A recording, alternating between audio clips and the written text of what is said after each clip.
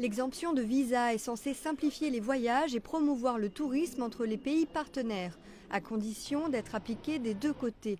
C'est tout l'enjeu du vote. Les États-Unis imposent toujours des visas aux visiteurs bulgares, croates, chypriotes, polonais et roumains, alors que les Américains peuvent voyager librement dans tous ces pays. Ce manque de réciprocité avait déjà fait polémique. En 2014, les États-Unis avaient alors été placés en période d'avertissement. Celle-ci s'est achevée en avril 2016, mais la Commission européenne n'a pas donné suite.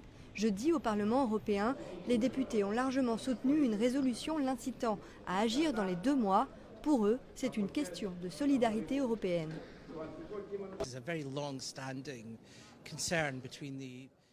C'est un problème de longue date entre les États-Unis et l'Europe. Nous le percevons comme un problème d'inéquité.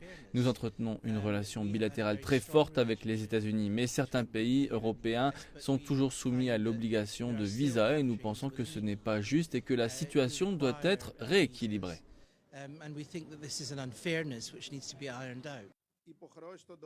La résolution n'est pas légalement contraignante, mais à travers elle, les députés européens espèrent inciter la Commission à se conformer aux lois déjà en place. La Commission a 2 options. Imposer la réciprocité de l'exemption de visa, ce qui pourrait potentiellement créer un conflit avec les États-Unis, ce que l'Europe a justement essayé d'éviter jusqu'ici, ou alors adopter une approche plus diplomatique et demander aux États-Unis d'améliorer les conditions d'accès au territoire américain pour les ressortissants toujours soumis à l'obligation de visa.